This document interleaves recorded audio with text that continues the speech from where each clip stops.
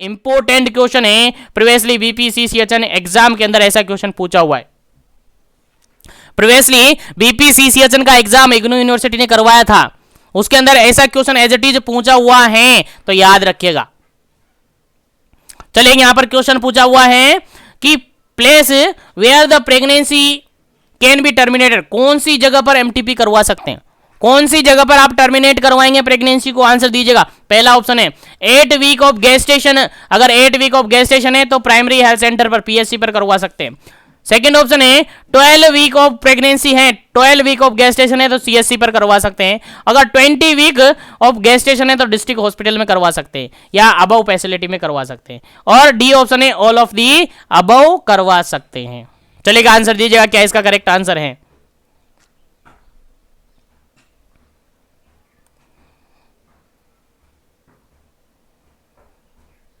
चलेगा यहां पर बिल्कुल करेक्ट आंसर की अगर बात अपन करें तो ऑप्शन नंबर डी बिल्कुल करेक्ट आंसर है। यहां पर तीनों ऑप्शन सही है। अगर 8 वीक की प्रेगनेंसी है तो हम पीएससी पर इजीली क्या कर सकते हैं, एमटीपी परफॉर्म कर सकते हैं। अगर 12 वीक के 12 वीक की प्रेगनेंसी है तो सीएससी पर काम कर सकते हैं, और 20 वीक्स की है तो वहां पर डिस्ट्रिक्ट हॉस्पिटल या अबव फैसिलिटी में करवा सकते हैं। लेकिन क्वेश्चन यहां पर ऐसे नहीं पूछेगा, यहां पर क्वेश्चन पूछेगा एक्सेप्ट करके। क्वेश्चन क्या पूछेगा, एक्सेप्ट करके पूछेगा। ऐसे पूछेगा कि अगर 8 वीक की प्रेगनेंसी है, 8 वीक की प्रेगनेंसी है तो सब सेंटर पर करेगा कि नहीं करेगा, सब सेंटर पर तो करता ही नहीं है, सब सेंटर पर कोई एमटीपी नहीं होता है, तो एक्सेप्ट करके पूछेगा। या फिर 12 वीक की प्रेगनेंसी है और इसको पीएचसी पे करवा रहे हैं, क्या कर सकते, नहीं कर सकते। 12 वीक की प्रेगनेंसी अगर हो जाती है, 12 वीक की हो जाती है तो सीएचसी पर होता है। तो सिंपल सा आपको याद रखना है, नॉर्मल कंडीशन अगर 8 वीक तक की प्रेगनेंसी है, 8 वीक तक की प्रेगनेंसी है तो पीएचसी पर काम होगा, पीएचसी पर करवा सकते हैं। अगर 12 वीक की प्रेगनेंसी है तो सीएचसी पर करवाएंगे। अगर 20 वीक की प्रेगनेंसी है तो फिर कहां करवाएंगे, डिस्ट्रिक्ट हॉस्पिटल या ऊपर हायर जो हेल्थ केयर फैसिलिटी वहां पर करवा सकते हैं। ठीक है, लेकिन सब सेंटर का कोई नामो निशान नहीं होता है, सब सेंटर पर कोई एमटीपी नहीं करवा सकती है। ठीक है, याद रखेगा, इंपॉर्टेंट क्वेश्चन है। इसलिए एक क्वेश्चन यहां से पूछा जाता है कि सब सेंटर पर कौन सा रजिस्टर नहीं होता है, आपका आंसर जाएगा सर एमटीपी रजिस्टर वहां पर नहीं होता है। प्रीवियसली पूछा हुआ है, प्रीवियसली एग्जाम सेशन के अंदर, प्रीवियसली एग्जाम क्वेश्चन के अंदर, तो याद रखिएगा इंपॉर्टेंट क्वेश्चन है। यहां पर क्या याद रहेगा, 8 वीक पर पीएचसी, 12 वीक पर सीएचसी और 20 वीक पर डीएच, डिस्ट्रिक्ट हॉस्पिटल या अबव। ठीक है, तो याद रखेगा, इंपॉर्टेंट है। चलेगा नेक्स्ट क्वेश्चन की बात करते हैं, और नेक्स्ट क्वेश्चन यहां पर सिंपल सा क्या पूछा है, देखिएगा सिंपल सा पूछा है, सिंपल से पूछा है, सिंपल सा ये पूछा है कि जो एमएमए है, मेडिकल मेथड ऑफ अबॉर्शन है, उसके अंदर ड्रग यूज करते हैं अपन। देखिएगा 102 नंबर क्वेश्चन है, government of India stand drug, MMA की ड्रग बतानी है, प्रोटोकॉल, यानी गवर्नमेंट ऑफ इंडिया ने एक शेड्यूल बनाया हुआ है जिसके अंदर अपन ड्रग यूज करते हैं for gestation up to the 49 days, यानी कि 7 वीक, 7 वीक तक ही मैंने बताया था, 7 वीक तक ही आपका क्या है, एमएमए करवाया जाता है, उसके बाद नहीं करवाया जाता है, याद रखिएगा। चलेगा यहां पर क्या ऑप्शन करेक्ट है, पहला ऑप्शन देखेगा 600 mg misoprostol allowed for 2 days later by the 400 microgram mifepristone vaginal और सबलिंगुअल। सेकेंड ऑप्शन है 200 mg mifepristone orally followed by 2 days later 400 microgram misoprostol sublingually, buccally या फिर वेजाइनली या फिर ओरली। थर्ड ऑप्शन है 600 mg mifepristone orally followed 2 days later after the 400 microgram misoprostol orally और vaginally. और D option है यहां पर 200 mg misoprostone orally followed by 2 later by the 800 microgram misoprostol vaginally और बक्कली। चलिए आंसर आपको बताना है क्या इसका करेक्ट आंसर है। गवर्नमेंट ऑफ इंडिया में भी एक स्टैंडर्ड बना हुआ है मेडिकल मेथड ऑफ अबॉर्शन का, तो वो कैसे प्रोवाइड करते हैं, कौन सी ड्रग कितनी अमाउंट में देनी होती है, वो आपको याद होना चाहिए। चलिएगा आंसर दीजिएगा क्या इसका करेक्ट आंसर होगा। चलिएगा इसका जो बिल्कुल जो करेक्ट आंसर होगा वो आपका होगा option number B. Option number B बिल्कुल करेक्ट आंसर होगा। कैसे होगा सर, देखिएगा आप सबको बताया, मैंने पहले भी बताया कि जो एमएमए करते हैं, मेडिकल मेथड ऑफ अबॉर्शन करते हैं, इसके बेसिकली 3 विजिट करते हैं। कैसे करते हैं, 3 विजिट करते हैं, और 3 विजिट में देखिएगा क्या करते हैं। पहला विजिट करते हैं आपका फर्स्ट डे पर, पहला विजिट आपका करते हैं फर्स्ट डे पर, और फर्स्ट डे पर जैसे ही लेडी आएगी मेफिप्रोस्टोन दिया जाएगा उसको। क्या दिया जाएगा? मेफिप्रोस्टोन दिया जाएगा, ओरली दिया जाएगा। मेफिप्रोस्टोन दिया जाएगा, ओरली दिया जाएगा, और कितना दिया जाएगा? 200 mg दिया जाएगा, 200 mg दिया जाएगा, ओरली दिया जाएगा। उसके बाद लेडी घर चली जाएगी। उसके बाद लेडी कब आएगी? 2 दिन बाद, फॉलोड 2 डेज, 2 दिन बाद आएगी, यानी थर्ड डे पर आएगी। कब आएगी जी? सेकंड विजिट होगा आपका थर्ड डे पर, यानी 2 दिन बाद आएगी। और 2 दिन बाद आते ही उसको क्या किया जाएगा? 400 माइक्रोग्राम, याद रखेगा 400 माइक्रोग्राम, यानी 2 टेबलेट दी जाएगी। यहां पर 200 mg की आती है, 200 माइक्रोग्राम की आती है, 200 माइक्रोग्राम की आती है, और 2 टेबलेट यहां पर लेडी को दी जाएगी, यानी 400 माइक्रोग्राम मेजोप्रोस्टोल दिया जाएगा। क्या दिया जाएगा? मीजोप्रोस्टोल दिया जाएगा। इसमें रूट सबलिंगुअली ले सकते हैं, बक्कली ले सकते हैं, वेजाइनल ले सकते हैं, कोई सा भी रूट यहां पर ले सकते हैं। और फिर 15 डे पर आएगी तो केवल फॉलो अप केयर के लिए आती हैं, याद होना चाहिए। 15 डे पर कोई ड्रग नहीं दी जाती है, फॉलो अप केयर के लिए आती है। कंफर्म किया जाता है कि प्रेगनेंसी टर्मिनेट हुई या नहीं हुई। अगर नहीं हुई है तो टर्मिनेट वापस से स्टार्ट कर दिया जाता है, अगर हो गई है तो फिर फॉलो अप केयर के बाद उसको बताया जाता है और उसको वापस भेज दिया जाता है। चलेगा, उम्मीद है समझ में आ गया होगा यहां तक। तो यहां तक जो बिल्कुल करेक्ट आंसर होता है आपका ऑप्शन नंबर बी बिल्कुल करेक्ट आंसर होता है। अब देखिएगा आपको कंफ्यूजन हो सकता है, आप कहेंगे कि सर मेफिप्रोस्टोन पहले दी जाती है या मीजोप्रोस्टोल पहले दी जाती है, इसका कंफ्यूजन कैसे दूर करेंगे? उसके लिए आपको क्या करना होगा, देखिए मैं बताता हूं। मीजोप्रोस्टोल और मेफिप्रोस्टोन में आपको कंफ्यूजन बिल्कुल भी नहीं होना है। मीजोप्रोस्टोल देखिएगा MIF और MIS, देखिएगा एफ पहले आता है कि एस पहले आता है? सर एफ पहले आता है, तो पहले कौन सी दोगे? एफ वाली दोगे, यानी मेफिप्रोस्टोन पहले देनी है, मीजोप्रोस्टोल बाद में देनी है। तो फर्स्ट विजिट पर आपको क्या देनी है? मेफिप्रोस्टोल फर्स्ट और सेकंड, ऐसे भी याद रख सकते हैं। मीफिप्रोस्टोन MI दोनों में सेम आता है, देखिएगा F for first, S for second, ऐसे भी आप याद रख सकते हैं। तो फर्स्ट में आते ही 200 mg आप दे देंगे, फर्स्ट में आते ही पहले विजिट पे 200 mg दे देंगे। फिर सेकंड में आएंगी, एस वाली आएगी, यानी सेकंड में आएगी तो सेकंड करके, डबल करके, सेकंड करके उसको दे देंगे, यानी फर्स्ट वाली को सेकंड करके दे देंगे, और सेकंड में मतलब 400 माइक्रोग्राम दे देंगे। ध्यान रहे, स्टार्टिंग में फर्स्ट डे पर mg में देते हैं, बाद में माइक्रोग्राम में देते हैं, याद रहे, भूलना नहीं है। स्टार्टिंग में मेफिप्रोस्टोन देते हैं, फिर बाद में मीजोप्रोस्टोल देते हैं, ऐसे याद रखना है, आपको याद रह जाएगा। उम्मीद है समझ में आ गया होगा। तो मैं आगे बढ़ जाता हूं, और सेशन को लाइक शेयर करते रहेगा। जो भी कैंडिडेट जुड़े हुए हैं सेशन को लाइक शेयर करते रहेगा, ताकि सभी तक सेशन पहुंचे, सभी को बेनिफिट हो, क्योंकि मेरा टारगेट है सभी को बेनिफिट होना चाहिए। चलेगा, नेक्स्ट क्वेश्चन की बात करते हैं। Next question 103 number 103 number question है। 103 नंबर क्वेश्चन कहता क्या है, समझिएगा। The MMA can be offered to all women coming the healthcare facility seeking the termination of pregnancy up to the week of gestation। देखिए सिंपल सी वही बात है जो डेफिनेशन हमने स्टार्ट की थी, MMA की डेफिनेशन हमने स्टार्टिंग में की थी कि मेडिकल टर्मिनेशन ऑफ प्रेगनेंसी। अगर कोई लेडी हेल्थ केयर फैसिलिटीज में आती है आपके पास और वो चाहती है प्रेगनेंसी को टर्मिनेट करवाना, तो कितने वीक तक आप मेडिकल मेथड ऑफ एबॉर्शन काम में ले सकते हैं? क्या इंडिकेशन थे? ऑप्शन पहला 6 वीक पर, सेकेंड 7 वीक पर, थर्ड 8 वीक पर, फोर्थ 9 वीक पर। चलिएगा, आंसर आपको देना है। क्या इसका करेक्ट आंसर है? उम्मीद है मैंने पहले भी बताया था तो आपको याद होगा। चलेगा, यहां पर बिल्कुल करेक्ट आंसर होगा आपका ऑप्शन नंबर बी बिल्कुल करेक्ट आंसर होगा। 7 वीक पर अगर लेडी है, 7 वीक से अप टू 7 वीक की अगर प्रेगनेंसी है तो टर्मिनेट कर सकते हैं। और डेज की अगर बात करें तो 49 डेज की आप याद रखिएगा भाई। 7 × 7 is equal to 14 days, 49 days हो गए ना, तो 49 डेज पर आप प्रेगनेंसी को टर्मिनेट कर सकते हैं MMA के थ्रू। और उम्मीद है यहां तक के सभी क्वेश्चन क्लियर हो गए होंगे। तो आगे बढ़ जाते हैं नेक्स्ट क्वेश्चन पर, और नेक्स्ट क्वेश्चन आपके सामने काफी इंपॉर्टेंट है। 104 नंबर 104 नंबर क्वेश्चन है, और 104 नंबर क्वेश्चन कहता है खाली जगह छोड़ी हुई है, यहां पर आपको भरना है। Of the iron and folic acid should be given to all women under the MMA procedure। यानी एक लेडी है जिसके अंदर MMA medical method of abortion का प्रोसीजर चल रहा है, तो उसको कितनी tablet iron and folic acid की आप अवेलेबल करवाओगे? कितनी tablet iron and folic acid की आप उस लेडी को अवेलेबल करवाएंगे? जल्दी से आपको आंसर देना है। पहला ऑप्शन है 60 टैबलेट, सेकंड ऑप्शन है सॉरी पहला है 30 टैबलेट, सेकंड है 60 टैबलेट, थर्ड है 180 टैबलेट और फोर्थ है 200 टैबलेट। चलिएगा आंसर आपको देना है, क्या इसका करेक्ट आंसर है।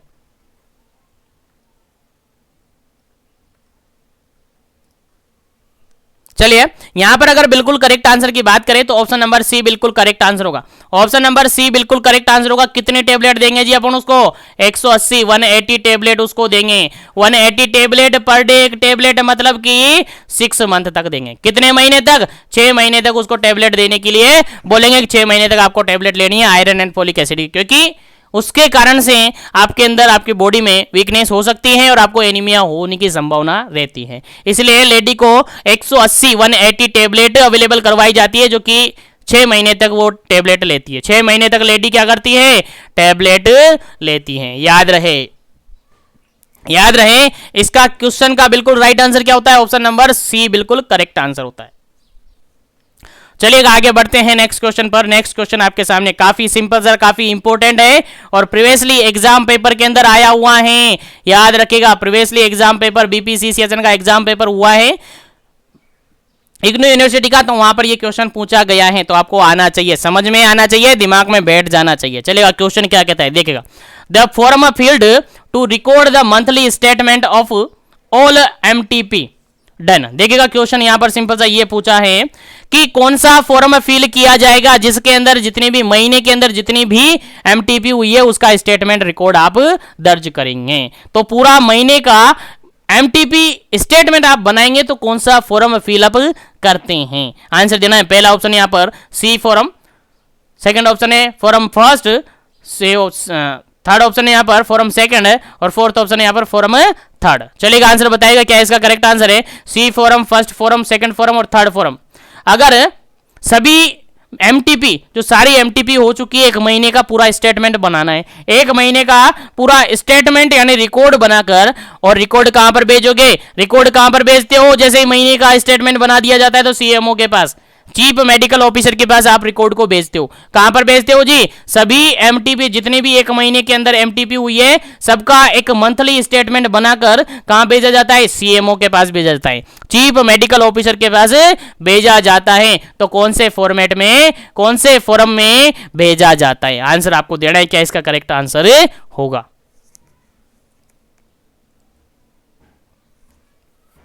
चलेगा इसका बिल्कुल करेक्ट आंसर अगर अपन कहे तो ऑप्शन नंबर सी बिल्कुल करेक्ट आंसर होगा। सेकंड फॉर्म पर, फॉर्म नंबर सेकंड पर यहां पर सेंड किया जाता है। फॉर्म नंबर सेकंड में स्टेटमेंट रखा जाता है। मंथली जितनी भी एमटीपी हुई हैं उसका फॉर्म नंबर सेकंड के अंदर रिकॉर्ड रखा जाता है, उसके अंदर स्टेटमेंट बनाया जाता है। बनाने के बाद उसको कहां पर सेंड किया जाता है? सीएमओ के पास भेजा जाता है। कहां भेजा जाता है? सीएमओ, चीफ मेडिकल ऑफिसर के पास भेजा जाता है। कौन से फॉर्म में, कौन से फॉर्मेट में? सेकंड नंबर के फॉर्मेट में। याद रहना चाहिए, मंथली स्टेटमेंट सेकंड फॉर्मेट होता है, मंथली स्टेटमेंट के लिए सेकंड फॉर्मेट होता है। याद रहे, भूलना नहीं है। चलिएगा आगे बढ़ते हैं, सेशन को लाइक शेयर करते रहेगा। जो भी कैंडिडेट चैनल पर पहली बार विजिट कर रहा है चैनल को जरूर से सब्सक्राइब कर लीजिएगा ताकि इसी तरीके से कंटिन्यू सेशन आपको मिले, क्योंकि ये सारे सेशन आपके लिए काफी इंपॉर्टेंट है और ये सेशन आपको कोई अवेलेबल भी नहीं करवाने वाला, कोई अवेलेबल भी नहीं करवा रहा होगा। देख लीजिएगा, आप पूरी हिस्ट्री में देख लीजिएगा, कहीं पर भी देख लीजिएगा, आपको ये सेशन कोई अवेलेबल नहीं करवा रहा, अभी तक तो नहीं करवा रहा, बाकी आगे मैं करवा रहा हूं। ठीक है, चलिए आगे बढ़ जाते हैं नेक्स्ट क्वेश्चन पर। लेकिन लाइक शेयर जरूर कीजिएगा क्योंकि मेरा टारगेट भी पूरा होना चाहिए, क्योंकि 100% आपके लिए मैं मेहनत कर रहा हूं, आपके लिए मेहनत कर रहा हूं, तो आप थोड़ा सा मेहनत नहीं कर सकते क्या मेरे लिए? बस लाइक शेयर ही तो करना है और क्या करना है। चलेगा 106 नंबर क्वेश्चन है।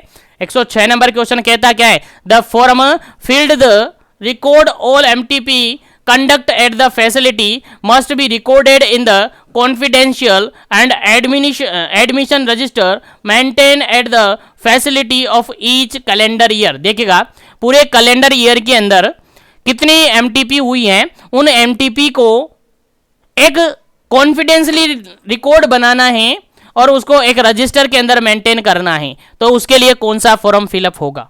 ठीक है, यानी जितनी भी एमटीपी हुई है, जितनी भी एमटीपी हुई है उनका रिकॉर्ड बनाना है। और रिकॉर्ड कैसे रखना है? कॉन्फिडेंशियल रखना है, कॉन्फिडेंशियल रखना है, सभी को बताना थोड़ी है, कॉन्फिडेंशियल रखना है, जिसके लिए एक एडमिशन रजिस्टर मेंटेन करना पड़ रहा है। एडमिशन रजिस्टर मेंटेन करना पड़ रहा है, किसके लिए? एक पूरा कैलेंडर ईयर बनाना है। कैलेंडर ईयर के लिए, ठीक है, एक कैलेंडर ईयर के लिए एडमिशन रजिस्टर में नोट कर रहे हैं, तो उसके लिए कौन सा फॉर्मेट या कौन सा फॉर्म फिलअप करना होता है, कौन सा फॉर्म फिलअप करना होता है, कैलेंडर ईयर की बात की जा रही है। देखिए पहला ऑप्शन है फॉर्मेट 1, सेकंड ऑप्शन है फॉर्म 2, थर्ड ऑप्शन है फॉर्म 3 और फोर्थ ऑप्शन है फॉर्म सी। चलेगा, आंसर दीजिएगा क्या इसका करेक्ट आंसर होगा।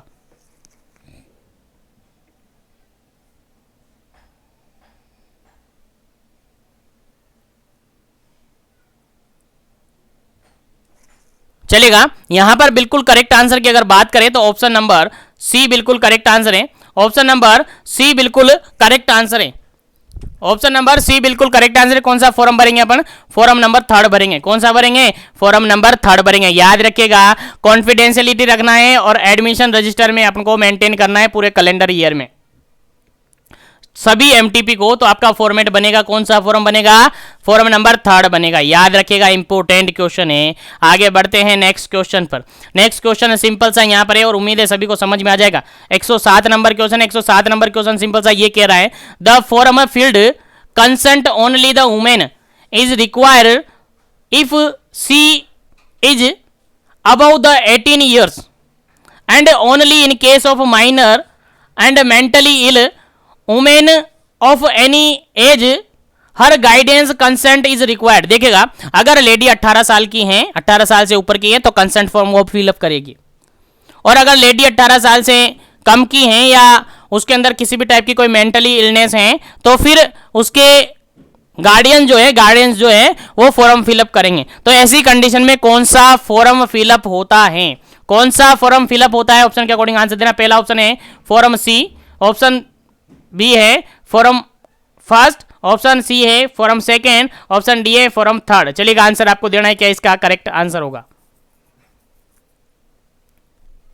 चलिएगा, सिंपल सा कह सकते हैं कि अगर कंसेंट फॉर्म है तो ऑप्शन नंबर फर्स्ट ही बिल्कुल करेक्ट आंसर होगा। कंसेंट फॉर्म भरा जाता है, यानी सी फॉर्म होता है कंसेंट फॉर्म, सी फॉर्म होता है कंसेंट फॉर्म और फर्स्ट फॉर्म होता है ओपिनियन फॉर्म। कौन सा? ओपिनियन फॉर्म होता है। याद रखेगा, सी फॉर्म कंसेंट फॉर्म होता है, याद रखेगा। ओ फॉर्म होता है ओपिनियन फॉर्म, और सेकंड फॉर्म एक मंथली स्टेटमेंट बनाने के भरा जाता है, और थर्ड फॉर्म पूरा ईयरली, पूरा कैलेंडर ईयर का स्टेटमेंट एक एडमिशन रजिस्टर में रखने के लिए भरा जाता है। तो याद रखिएगा, चारों मैंने यहां पर बता दिए। अगर इनसे क्वेश्चन आपके एग्जाम में आता है तो गलत नहीं होना चाहिए। क्या नहीं होना चाहिए? गलत नहीं होना चाहिए। चलेगा, नेक्स्ट क्वेश्चन पर बात करते हैं। नेक्स्ट क्वेश्चन आपके सामने काफी इंपॉर्टेंट है। चलेगा, आ जाते हैं वापस से अपने सेशन पे, और लाइक शेयर करते रहेगा सेशन को, और चैनल पर पहली बार विजिट कर रहे हैं चैनल को जरूर से सब्सक्राइब कर लीजिएगा ताकि इसी तरीके से कंटिन्यू सेशन आपको मिले। चलेगा, नेक्स्ट क्वेश्चन की अगर अपन बात करें तो नेक्स्ट क्वेश्चन है 108 नंबर। 108 नंबर क्वेश्चन ये कहता है, what is meant by the sexual abuse. Sexual abuse का मतलब क्या होता है? आंसर बताना है, सेक्सुअल एब्यूज का मतलब होता क्या है। चलेगा, आंसर दीजिएगा। पहला ऑप्शन यहां पर है, sexual abuse is any sexual activity carried out with the person will. Carried out with the person will. Second option यहां पर है, sexual abuse is any sexual activity carried out for a person will. Third option है, sexual abuse is any sexual activity carried out against a person will. Fourth option है, none of the above. चलेगा, answer आपको बताना है क्या इसका correct answer होगा। चलेगा, आंसर आपको बताना है क्या इसका करेक्ट आंसर होगा। फिर आगे बढ़ेंगे अपन नेक्स्ट क्वेश्चन पर।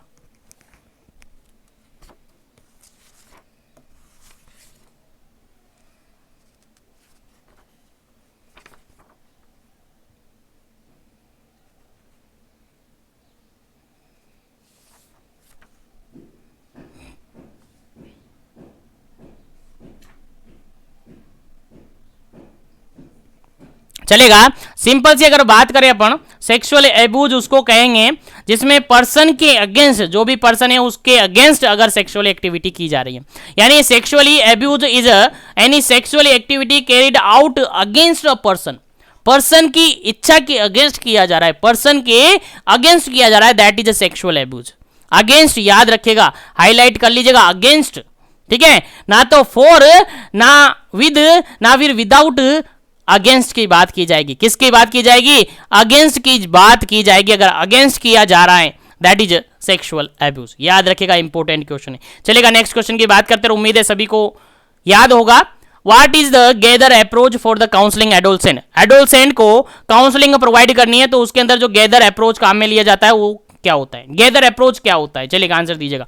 पहला ऑप्शन है यहां पर G for greet the adolescent, A for ask how can I help you, T for tell them any relevant information they need, H for help them to make decision, E for explain any misunderstanding, और R for return और follow up और referral. Second option है G for greet the client, A for ask how I can help you, T for tell relevant information, H for hospitalise the client, E for explain the method, और R for return follow up. Third option है G for greet the patient, A for ask how I can help you, T for tell relevant, H for hold, E for explain, और R for return back. और D option है यहां पर none of the above. चलेगा answer आपको देना है। क्या इसका करेक्ट आंसर है? ग्रीट का मतलब मैंने अभी थोड़ी देर पहले आपको बताया था। ग्रीट मतलब मैंने बताया था, और गैदर अप्रोच के बारे में भी मैंने सेपरेट सेशन के अंदर बता रखा है। इस सेशन के अंदर भी मैंने आपको बताया था कि गैदर क्या होता है। गैदर काउंसलिंग के लिए एक इफेक्टिव अप्रोच माना जाता है।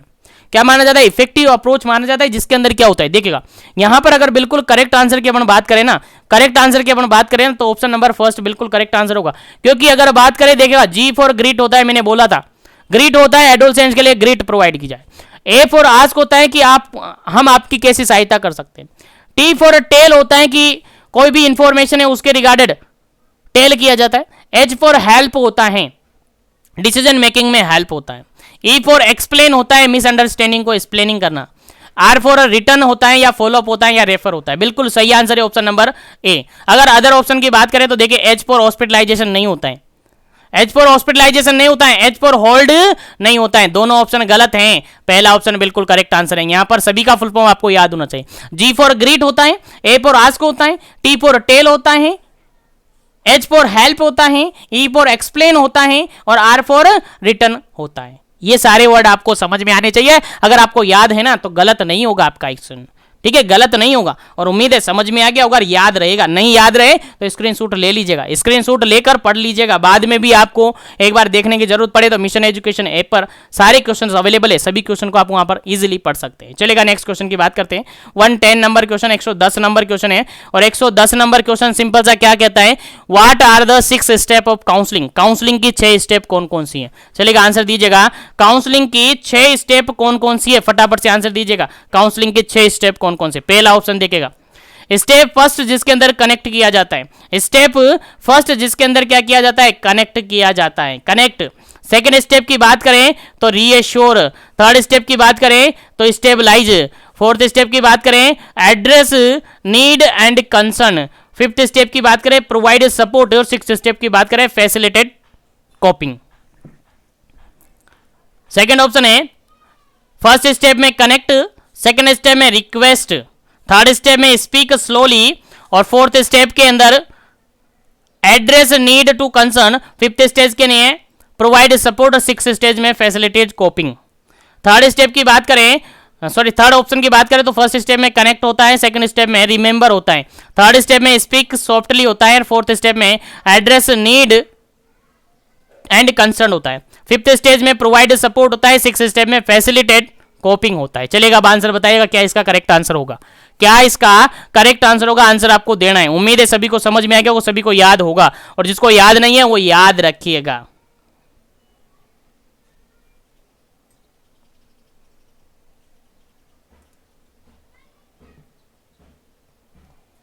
चलेगा यहां पर अगर बिल्कुल करेक्ट आंसर की अपन बात करें ना, बिल्कुल करेक्ट आंसर की बात करें तो ऑप्शन नंबर फर्स्ट बिल्कुल करेक्ट आंसर होगा। ऑप्शन नंबर फर्स्ट बिल्कुल करेक्ट आंसर होगा। देखिए फर्स्ट स्टेप के अंदर कनेक्ट किया जाता है, फर्स्ट स्टेप के अंदर कॉन्टेक्ट होता है यानी कनेक्ट होता है, यानी फर्स्ट कॉन्टेक्ट यहां पर होता है। काउंसलिंग प्रोसेस में फर्स्ट कॉन्टेक्ट होता है, that is a connect. Second stage की बात करें तो सेकेंड स्टेज में रीअश्योर होता है, सेकेंड स्टेज में रीअश्योर होता है यानी कामिंग और इन्फ्लुएंसिंग होता है।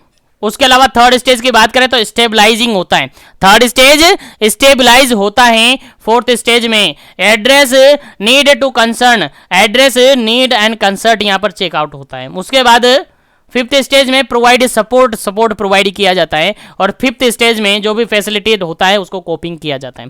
तो सिक्स स्टेज यहां पर कंप्लीट होती हैं। सबसे पहले कनेक्ट, फिर रीअश्योर, फिर stabilise, then address need and concern, then provide support, then facilitate coping.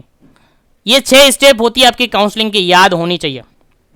ठीक है, यहां पर रिक्वेस्ट है, रिक्वेस्ट तो आता ही नहीं है। यहां पर रिमेंबर, रिमेंबर तो आता ही नहीं है। दोनों ऑप्शन गलत हो जाते हैं। पहला ऑप्शन बिल्कुल करेक्ट आंसर है, जिसके अंदर कनेक्ट आता है, फिर रीअश्योर होता है, फिर स्टेबलाइज होता है, देन एड्रेस जो भी नीड होती है उसको देखा जाता है, फिर सपोर्ट प्रोवाइड किया जाता है, फिर फैसिलिटेट कोपिंग किया जाता है। तो उम्मीद है समझ में आ गया होगा। तो पहला ऑप्शन इस क्वेश्चन का बिल्कुल करेक्ट आंसर है। चलेगा, आगे बढ़ते हैं नेक्स्ट क्वेश्चन पर। और नेक्स्ट क्वेश्चन क्या कहता है, देखिए सिंपल सा क्वेश्चन है, एडोलसेंट मींस क्या होता है। चलेगा, आंसर बताइएगा, एडोलसेंट मींस क्या होता है, आंसर दीजिएगा। एडोलसेंट मींस क्या होता है, सभी को पता होगा एडोलसेंट मींस क्या होता है। उम्मीद करता हूं सभी को याद होगा, जिसको याद नहीं है वो याद रखिएगा। चलेगा, पहला ऑप्शन यहां पर है, adolescent 10 to 19 years in a transition period between the childhood and adulthood characterized by the rapid physical, psychological, social, behavioral changes. Second option है, adolescent 20 to 29 year transition period between the adulthood and maturity characterized by the rapid physical, psychological, social and behavioral changes. Third option है, adolescent 30 to 39 years is a transition period between the adulthood and oldhood characterized by the rapid physical, psychological, social, behavioral changes. और fourth option है none of the above. चलिएगा, answer आपको बताना है क्या इसका correct answer है।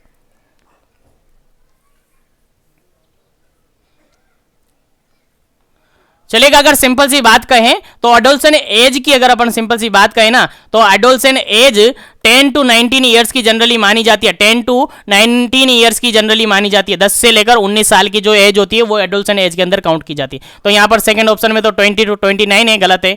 30 to 39 है, गलत है। और नन ऑफ दी तो होगा ही नहीं। पहला ऑप्शन बिल्कुल करेक्ट आंसर होगा।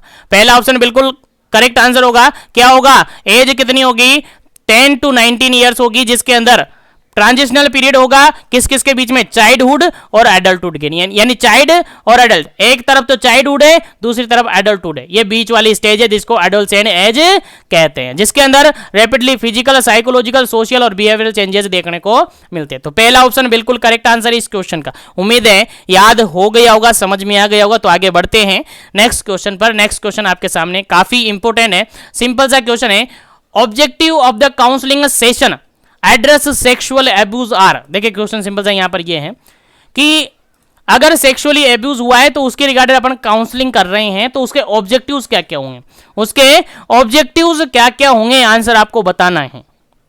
चलेगा, पहला ऑप्शन यहां पर देखिएगा, provide psychological and emotional support, explore the feeling of guilt and help the adolescent to not feel guilty. Second option है, to regain self confidence and help the adolescent recover his or her sense of self esteem. Third option है यहां पर A and B दोनों ही, और fourth option है यहां पर none of the above. चलेगा, क्या इसका करेक्ट आंसर है। अगर आप मान के चले कोई पर्सन है, उसके साथ सेक्सुअली एब्यूज हुआ है, अब सेक्सुअली एब्यूज हुआ है और उसके लिए आप काउंसलिंग सेशन अरेंज कर रहे हैं, तो उस काउंसलिंग सेशन के क्या क्या ऑब्जेक्टिव्स होंगे आपको आंसर देना है।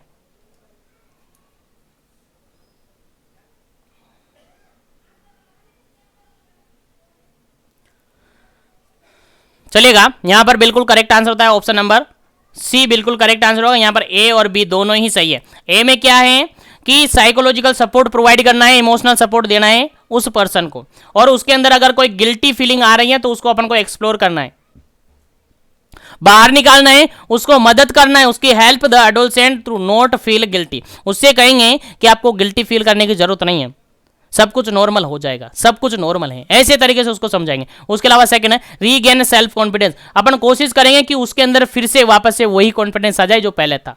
Help the adolescent to recover his और हर सेल्फ स्टीम, और हम कोशिश करेंगे, हेल्प करेंगे कि वो अपना खुद का सेल्फ स्टीम है वापस से ले आए अपने अंदर।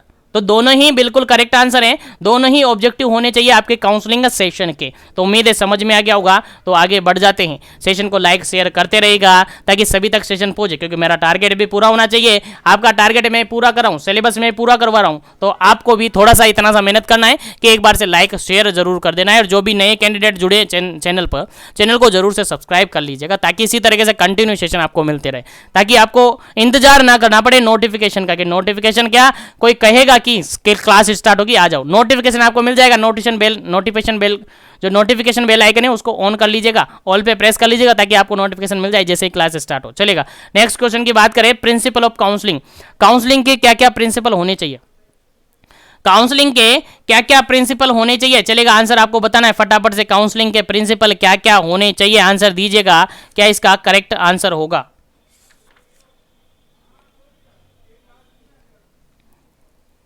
पहला ऑप्शन देखेगा, help the client to identify the problem and make decision for himself और हर सेल्फ। सेकेंड ऑप्शन है, the client has right to choose his और her own action and accurate information is provided. Third option है, is strictly confidential. और fourth option है, all of the above. चलेगा, answer आपको बताना है क्या इसका करेक्ट आंसर होगा। जल्दी कीजिएगा, क्या इसका करेक्ट आंसर होगा, फिर आगे बढ़ेंगे अपन नेक्स्ट क्वेश्चन पर। चलेगा, यहां पर अगर देखें अपन तो ऑप्शन नंबर डी बिल्कुल करेक्ट आंसर है। ऑप्शन नंबर डी मतलब ऑल ऑफ द अबव, सभी सही है। यहां पर पहला ऑप्शन देखेगा, help the client to identify the problem, client की आप हेल्प करेंगे कि वो प्रॉब्लम को आइडेंटिफाई कर पाए, and make a decision him self और हर सेल्फ, और वो उसके रिगार्डेड क्या कर सके, डिसीजन ले सके, ये करेंगे। उसके अलावा क्या करेंगे, the client has to right to choose his और her own action and accurate information provided, और क्लाइंट बिल्कुल सही टारगेट चुन सके और उसके रिगार्डेड एक्शन ले सके, उसके लिए उसको क्या करेंगे, इंफॉर्मेशन हम प्रोवाइड करेंगे। उसके अलावा इज स्ट्रिक्टली कॉन्फिडेंशियलिटी, और ये बिल्कुल प्राइवेसी रखनी होनी चाहिए, बिल्कुल प्राइवेसी होनी चाहिए, कॉन्फिडेंशियलिटी वो होनी चाहिए। याद रहे, इंपॉर्टेंट क्वेश्चन है। तो यहां पर सभी ऑप्शन हैं बिल्कुल करेक्ट है, प्रिंसिपल के रिगार्डेड सभी ऑप्शन बिल्कुल करेक्ट है। तो ऑप्शन नंबर डी बिल्कुल करेक्ट आंसर हो जाता है आपके इस क्वेश्चन का। तो उम्मीद है समझ में आ गया है। तो आगे बढ़ जाते हैं नेक्स्ट क्वेश्चन पर। नेक्स्ट क्वेश्चन आपका, define the teen age pregnancy. चलेगा, टीन एज प्रेगनेंसी क्या होती है, आंसर आपको देना है, जल्दी से आंसर देना है क्या इसका करेक्ट आंसर होगा। टीन एज प्रेगनेंसी से बात कर रही हैं, टीन एज प्रेगनेंसी से आप क्या समझते हैं, आपको समझ में आना चाहिए। चलिए, पहला ऑप्शन है यहां पर, it is define any pregnancy from the girls, it is define the any pregnancy from girls who has 10 to 19 years of age, the aging define as her age at the time of the baby is born. Second option है, it is defined as the any pregnancy from the girls who age 19 to 29 years, the age being defined her or her age at the time of the baby born. Third option है, it is a defined pregnancy from the girls who age 21 to 39 years of age, the age being defined her age at the time of the baby is born. और fourth option है यहां पर none of the above. चलेगा, answer आपको देना है कि क्या इसका करेक्ट आंसर है। टीन एज प्रेगनेंसी किसको कहेंगे, सबसे पहले तो आपको पता होना चाहिए टीन एज प्रेगनेंसी कहेंगे क्या। देखो अगर 19 to 29 है तो ये टीनेज प्रेगनेंसी नहीं होती है, अगर 21 से 39 है तो ये टीनेज प्रेगनेंसी नहीं होती। ये देखिए, अगर ऐसी गर्ल्स हैं जो कि 10 to 19 ईयर्स के अंदर क्या हो गई है, प्रेग्नेंट हो गई है, तो ऐसी प्रेगनेंसी को अपन जनरली टीन एज प्रेगनेंसी कहते हैं। यानी 19 ईयर्स के पहले ही अगर कोई गर्ल्स अगर प्रेग्नेंट हो जाती है, that is a teen age pregnancy. और ये एज कब होनी चाहिए, जब वो बेबी को जन्म दे रही है, बेबी को बोर्न कर रही है। तो एज अगर 19 से कम है यानी 10 to 19 ईयर्स की है, दैट इज क्या कहेंगे, teenager pregnancy, according to WHO ये डाटा है।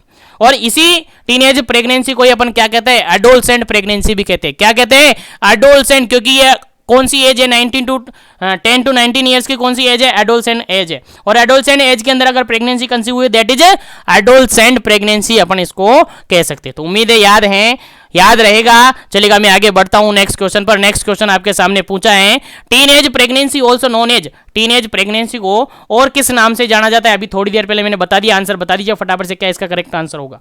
पहला ऑप्शन है अर्ली प्रेगनेंसी कहेंगे, सेकंड ऑप्शन है अडल्ट प्रेगनेंसी कहेंगे, थर्ड ऑप्शन है एडोलसेंट प्रेगनेंसी कहेंगे, और फोर्थ ऑप्शन है नन ऑफ दी अबव कहेंगे। तो ज्यादा टाइम वेस्ट नहीं करेंगे, इस क्वेश्चन में आगे बढ़ते हैं। इस क्वेश्चन का राइट आंसर सबको पता है, बिल्कुल एडोलसेंट एज ग्रुप में प्रेगनेंसी कंसीव हो रही है, दैट इज एडोलसेंट प्रेगनेंसी। क्योंकि प्रेगनेंसी कब कंसीव हो रही है, 10 to 19 ईयर में, और ये एज कौन सी होती है, एडोलसेंट एज ग्रुप होती है।